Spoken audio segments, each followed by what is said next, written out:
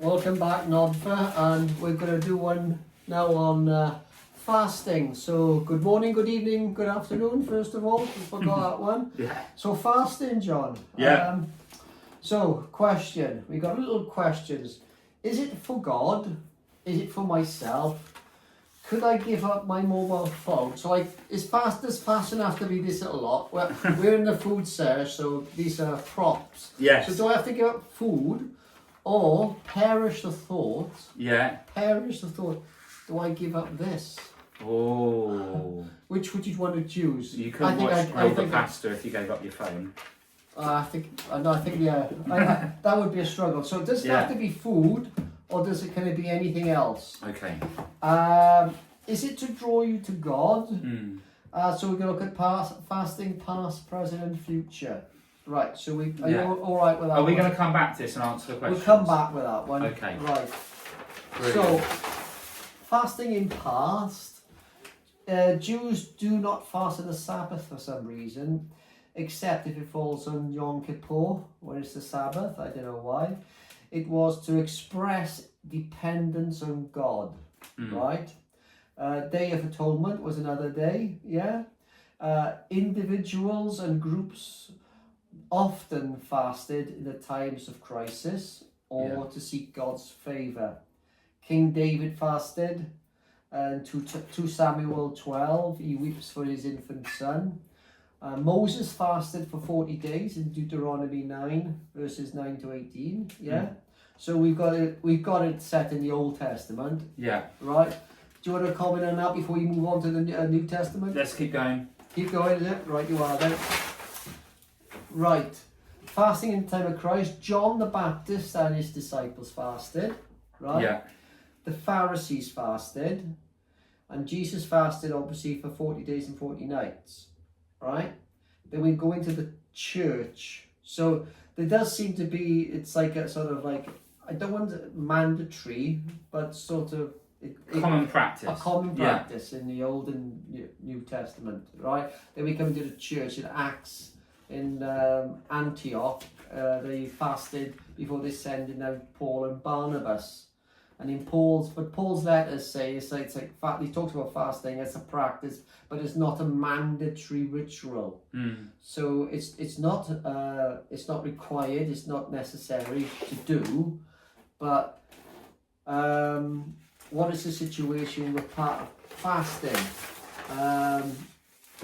And then you got questions like, what age do we fast? What about health issues? Is there any dangers? There's a physical need through nutrition stems from the soul's desire to be energized by God for divine food. Yeah. How does physical lack of food bring us closer to God? If it's not a biblical mandatory instruction, why bother? Yeah. So we're talking about fasting. Okay. So do you want to shall I go back to the first slide? Yes, let's do this. So we're talking about, Brilliant. is it for God? Is it for myself? Can I give a mobile phone up? Can I have to give up food, McDonald's? Or tell us about fasting. Okay. These are brilliant. Is this one from the box? This is not one from the box. This is the one that went on from the Lord's Supper. Oh, yes. And Okay. baptism. Brilliant question. So, that's it. It was baptism and prayer. Yes. And prayer and fasting. Yes. Prayer and fasting. These questions are getting deeper and richer though from the congregation, aren't they? Yeah. It shows spiritual growth. Well done, everyone. Brilliant. Okay. Fasting. As Protestants, right, evangelical, Baptist, what have you, we kind of stigmatise fasting and don't do it as much as we should because we see it as a Roman Catholic thing, like Lent, giving something up for Lent. The wife's church does Lent. Yeah. Right, because she's Anglican. Yeah. Well, Church of Wales. Church of Wales. Yeah, we need to pray for the Church of Wales. But yeah, so we stigmatise it as this meritorious thing. Yeah. That and to our shame, it means we do it less. And I'm terrible at fasting, and I need to do it more. Makes you hungry, doesn't it? It makes It makes you hungry, and so I can talk about the food fasting, or I can talk about. Right, let's talk about the food I fasting. got a good question. Right. Yeah. Does it have to be food? Yeah. Or perish the thought? No. The phone. Not the phone. Yeah. Or social media, or could it be something like that? Does it have to be physical Okay. food? So it's healthy to put things to death. Now, yes, it does have to be food, but you can also cut other things as well. Right. So I'm addicted to tea, and I know that sounds pathetic, but I really am. Like, I will have 20 to 30 cups of tea a day. Right. It's insane. Yeah. I could cut tea. Phone, I could cut phone. If you're sacrificing for the glory of God, that's not a bad thing. There's no point cutting your phone time if you're not using that time to pray, read your Bible. And that's why when you see about fasting, it's always fast and pray. You're cutting something out to fill it with time with God. Right. Yeah. Okay. So you see people, I've stopped taking chocolate for Lent. Right. Doesn't my figure look better? Right. Who cares? The time that you've taken to go to the shops, buy that chocolate, sit there, eat it whilst you're watching Coronation Street, have you spent reading your Bible and praying? That's the point.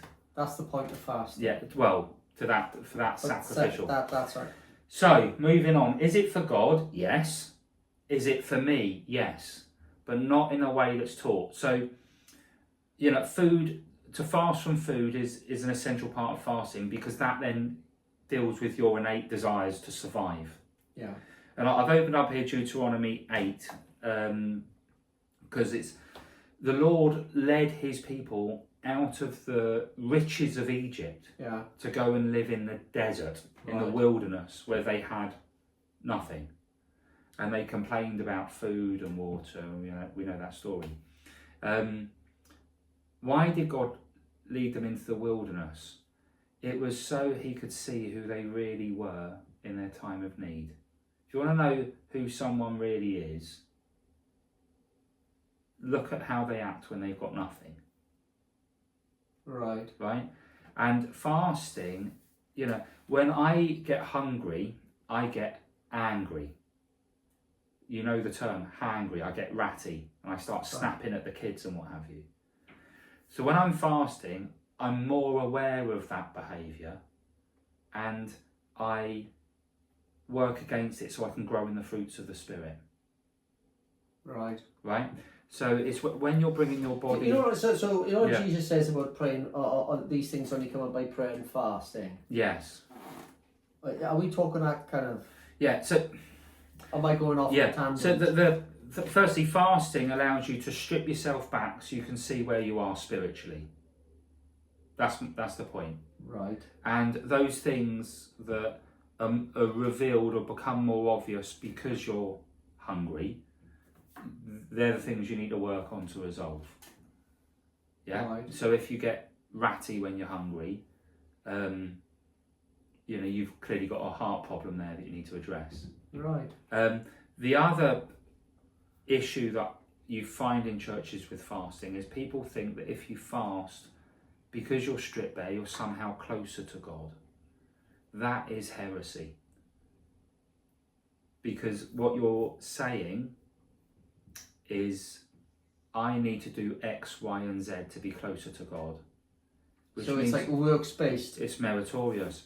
You're denying that Christ's blood has done everything you need to be close to God. That is not how you approach fasting. If I go hungry, if I fast for a week, I'm going to break down all this worldliness and be closer to Jesus. Wrong. Right. That's not what fasting is about. Fasting is about identifying your own weaknesses. Fasting is about preparation for worship and spiritual growth. It's not a tool to conjure the presence of God in your life, because you can't. Right. Does that make sense? It does make sense. Yeah. But go on. Yeah. So You know, there's times where I fasted. It's interesting because I'm a busy man, and I'll get up, I'll have about 5 cups of tea, but I won't have breakfast, and then I'll go out and I won't have lunch, and then I'll come back home, and I'll think, what's the time? I'm really hungry. I'll just wait for the wife to get back, we'll eat together. And then I won't eat until like 6 o'clock at night, and then I'm back out for the evening, right? And that's not a problem. But when I say I'm going to fast Monday, by 8 o'clock in the morning, I am starving. Yeah, on any other given Monday, I don't eat till 6 p.m. at night. It's interesting, isn't it? Right. I don't know what that means spiritually. I think it's because I know I could eat at any time. I can choose not to. But when I've imposed on myself the fact I'm not going to eat all day, I want it more. Right. Yeah. It's psychological. Yeah. But it's the danger and the point, I think, is when you make it meritorious. And that's where the Catholics fall into that trap. It is a gift for you to focus solely on God. And here's a good way of explaining it. Doesn't so much of a gift to me, going hungry. Yeah, well it is right, let me explain it this way. It does seem a little bit of a, as you say, you can't work can bring you closer to God, but it's still sort of like, why fast? Yeah. It's a bit like circumcision sort of thing to me. Yeah. Once you explain it, and I understand. Yeah. Circumcision. Yeah. Yeah. From that context, but as it's not mandatory. Yeah. Yeah. What is the point in it? Mm. Watch the previous video on circumcision. Yeah. That's another plug. Yeah. Well, okay, the Lord's Prayer. Yeah. Let's say it together. Our Father, which art in heaven, who art in heaven, hallowed be thy name. Thy kingdom come, thy will be done on earth as it is in heaven. Stop. So the beginning of the prayer is our Father, intimate relationship. Yeah. You live in heaven. Yeah. You're higher than anything and anyone. Yeah. Holy is your name. My prayer is that your kingdom will come and be lived out on earth as it is in heaven. Right. Right? That's all I want. Then, and only then, give us each day our daily bread. Right? So a couple of points to say on this. Firstly, your heart's desire is for God's will to be lived out before you have anything. That's the Christian heart. Secondly, it's not give us this day our roast beef dinner. Give me the minimum I need to live out your kingdom on earth. That's all I ask for you, God. Give me a day's worth of bread so I can be faithful to you this day. That's my prayer. So they're the principles. And fasting puts that to the test. Second point I want to say about the Lord's Prayer is when I was a young man in my late teens, I met my beautiful wife, now wife, and when I saw her, we've discussed this before, I had love at first sight. I knew she's the one for me. Job done. And I don't know if you had the same when you were courting your lovely wife, but when you are in those... I refuse to answer that. There's a great deal I'd incriminate myself. You know those early stages in a relationship when you know that you love this person and you get butterflies in the stomach? Yeah? Am I too much of a romantic, John? Yeah. Yeah. When you're in love... Sorry, she might watch this. Yeah. But when you're in love, you don't eat. Because your mind is occupied on other things. Oh, right, I get, yeah. Yeah? Right. I'm like, oh, I don't fancy anything. I remember my grandfather... So you don't fast? Yeah, right. But I remember my grandfather saying, what's wrong with you? You haven't eaten all day. Lovesick. But I'm happy. Oh. I'm happy. I'm too content to worry about food. Fasting. I love Jesus so much. I just want to focus on him for a day and not worry about the material things that this world can give me. If Lord, if you can just give me a bit of bread to get through the day. So that's why you're fasting. Yeah. Mm. It's not sort of like that. So it's linked to sort of like David then when he grieved for his son. Yeah. He fasted. Yeah. Because of grief. Yes. It wasn't because he thought that by fasting he'll bring his son back. No. It was he just couldn't eat because he was lovesick. Right. Yeah. And that's it. Fast and pray. It's just fasting is a wonderful, beautiful thing, and it's not some kind of meditative practice that will bring you closer to God. You know, we're not Buddhists. Right. You know, it is. You know, you can set yourself bound. We'll fast a day a week, and of course, you know, turns out the Bible's right, because science is now coming to the understanding, dietitians and what have you, that it's really healthy to fast. Yeah. Disclaimer, yeah, you got to check with your doctor first. Check with your doctor first. Well, that was a point you raised, yeah. didn't you, about health? Should we come to that, buddy? But, you know, yeah. You know, there's people that suffer with tragic eating disorders. Don't come to me and say you're fasting as an excuse. You know, I obviously sympathise and have compassion for people with these disorders, but you know, Christianity is life-giving, and I want you to be healthy. So, you know, please don't fast if it puts you in any kind of danger. Please, no. Eat well, eat safely. Yeah, and you can fast from other things, like we've said. Fast from your phone, fast from TV, fast from whatever it is, and use that time to read and pray and have fellowship with other Christian believers through your local church. Wonderful.